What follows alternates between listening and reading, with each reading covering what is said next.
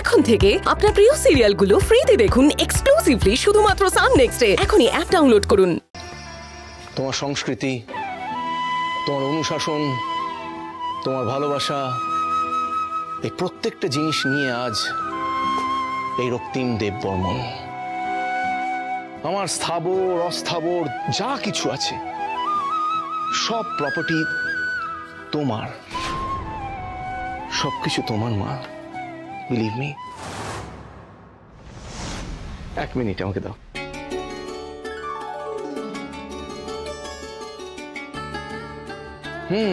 So এই নাও,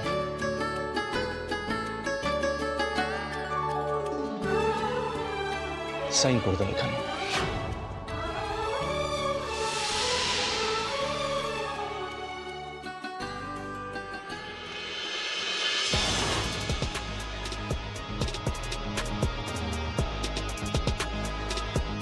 কোথায় আছো?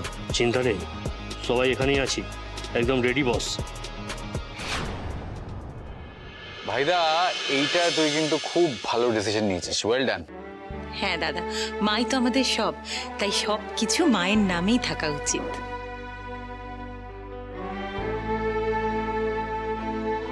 এইখানে না না না, এক মিনিট, সবটা কি করে মায়ের নামে হতে পারে?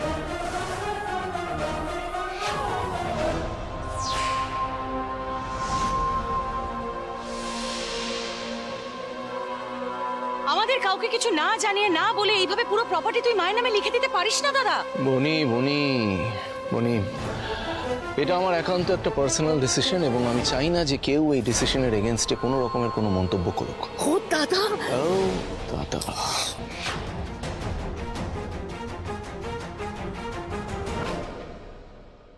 রক্তিম,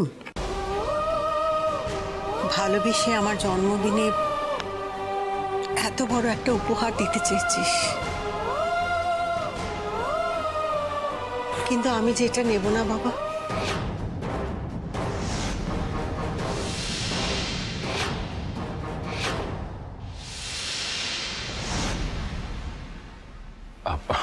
মা একটু আসো তো এদিকে।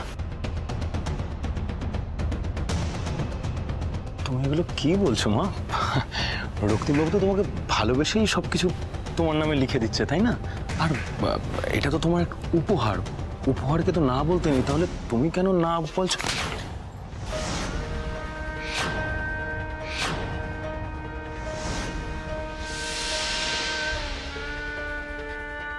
আমি উপহারকে না বলছি, তার কারণ আমার নিজের সন্তানের সম্পত্তির উপর আমার কোনো লোভ নেই।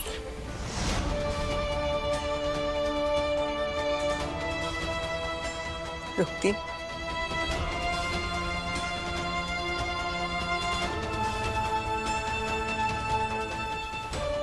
10 মাস 10 দিন আমি তোকে ধারণ করেছি, আমার সব কিছু দিয়ে তোকে ভালোবেসেছি বাবা। আমার শেষ নিঃশ্বাস পর্যন্ত তুমি আমার সব কিছু তোকে উজাড় করে দেবে, কিন্তু সব কিছু কেড়ে নেবার মতো মানসিকতা আমার নয়, আমার যমজ বোন নিরুপমার।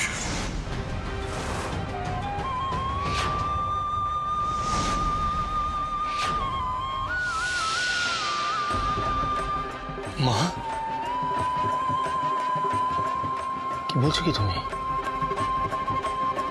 তোমার তোমার যমজ বোন মানে? সেটা আমি বলছি রক্তিমবাবু। এই শোনো, তুমি একটা কাজের মেয়ে হয়ে বাড়ির সমস্ত ইন্টারনাল ব্যাপারে এত নাক গলাচ্ছে কেন? ঠিক বলেছে, বাড়ির কাজের লোকের হয়তো নাক গলানোর অধিকার নেই, কিন্তু বাড়ির বউয়ের তো আছে। হোয়াট? এক মিনিট। হ্যাঁ, ওর গলাটা কিরকম চেনা চেনা, ডালির মতো লাগলো না? হ্যাঁ, ওর গলাটা কি? এই পূর্বশ্রী কি বলে গেল?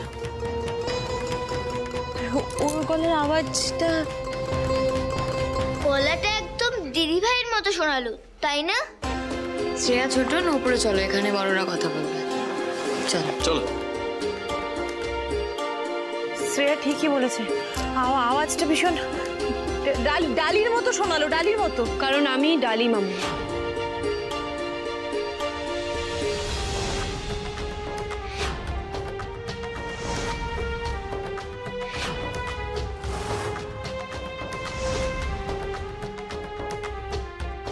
একটা বিরাট বড় সত্যি সবার সামনে আনতে আমি উর্বশীর ছদ্মবেশ নিই। তবে এই বাড়িতে কিন্তু আমি একাই ছদ্মবেশ নিইনি। যিনি রক্তিমবাবুর মা সেজে এতদিন এই বাড়িতে ছিলেন, সবার বিশ্বাস ভরসা নিয়ে খেলা করছেন, তিনি আদতে রক্তিমবাবুর মা নন, তিনি আসলে নিরুপমা দেবী।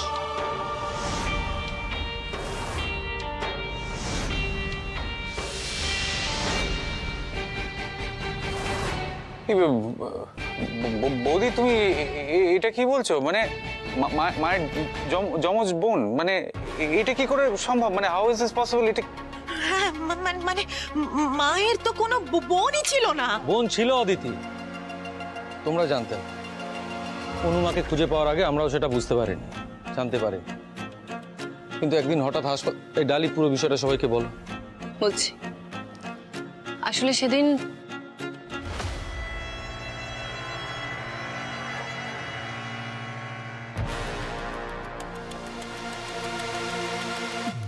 আমি অনুপমা দেববর্মন।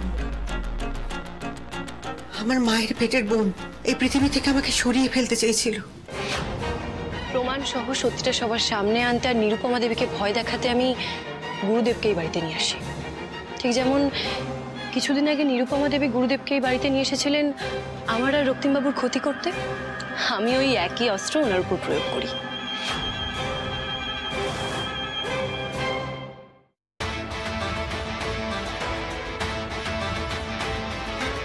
আমাকে টাকা দিয়ে নিয়ে গেছিল নিরুপমা ম্যাডাম আর মালবিকা ম্যাডাম। আমি যা যা বলবো করতে হবে। রাজি। নীরু আর আর্য জানতো আমি মারা গেছি, তাই ডালির প্ল্যান অনুযায়ী আমি নীরুকে ভয় দেখাতে শুরু করি। মিথ্যা, সম্পূর্ণভাবে মিথ্যে, ননসেন্স। আমি একটা কথাও বিশ্বাস করি না। না রক্তিমবাবু, এটাই সত্যি। আপনি এতদিন ধরে যাকে মায়ের স্থান দিয়েছিলেন তিনি আসলে ঠক, মিথ্যেবাদী।